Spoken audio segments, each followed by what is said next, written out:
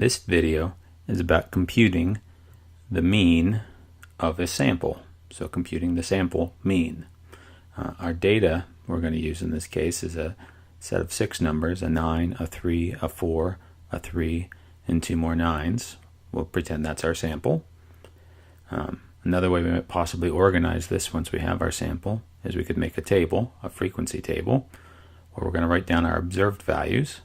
In this case it's the 3, the 4, and the 9. And then we can go ahead and write in our frequencies.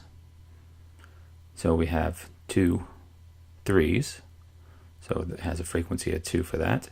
We have 1 4, and then we have 3 9s. So this would be a frequency distribution table. We bring this up because there's 2 different ways we can go about computing things with the calculator.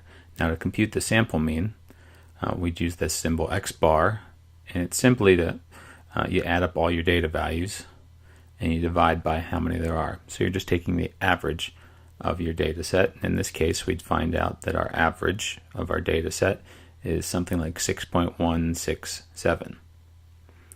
Now to do this in the calculator, we can either make a list out of our original data set, we'll call that list 1, or we can make 2 lists out of our table, list 1 and list 2, and we will go through in the calculator work of using both options for computing the sample mean. Now when we want to compute the sample mean, depending on your calculator, there's 2 ways you can go about it. So we'll go through the first way, which would start with entering our data. So we'll hit on stat and then enter. And now we'll just make a single list of our data values. So we'll just enter the 9, the 3, the 4, doesn't matter the order, the 3 next, then the last 2 9s. So we'll just make one list out of our original data values. And we put them all in our L1 column. And you can see them all listed there. And then we'll click on stat and we'll go over to the calc option and we'll use that 1 var stats. And right after it, we'll simply just do second and the number 1, which will throw in L1. And so we'll have 1 var stats L1. And if we hit on enter, that'll go ahead and compute our sample mean, where we have the x bar line. So that's the 6.16666. We rounded it before when we did it by hand. Now alternatively, if we wanted to type in that frequency distribution table, we'd just type in the 3, the 4, and the 9 into the first column. Those would be our observed values. In the L2 column, we'll go ahead and type in our frequencies. So we had 2 number 3s, we had 1 number 4, and we had 3 number 9s. And those are all in our L2 column. Those are our frequencies, how often each data value showed up. Then we'll hit on stat. We'll go over to calc. We'll use the 1 var stats again. We'll hit on enter. And since we have 2 columns, we have to put them in there. So we'll do second and L1, then a comma, and then we'll put in our frequencies. So that's second and L2. So it's observations, then frequencies. Then we'll go ahead and hit on enter.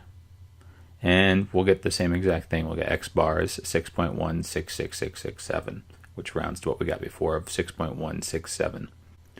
With the newer calculator, you have the little stat wizard, but you'd still have the option to make just a single list of your data.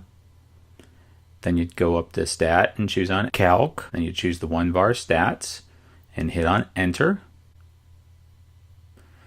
But what will come up, there'll be a list option, and that'll be where we put the L1. That's the list of all our data values. And then you'll just scoot down past there to where it says calculate, leaving that frequency list blank. You hit enter on calculate, and it'll come back and give you, x bar is 6.16666, as before.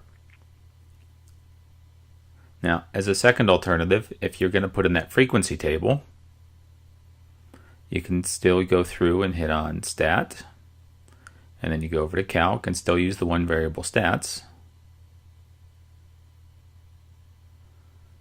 But in this case, since you put in the frequency table, your list is going to be your L1, the list of your observations, so that's second and the number 1. The frequency list gets filled in this time. It's going to be second and L2. right? Because that's where our frequencies were, how often each data value showed up, and then we just go down to calculate and hit on enter, and again we get the same exact mean.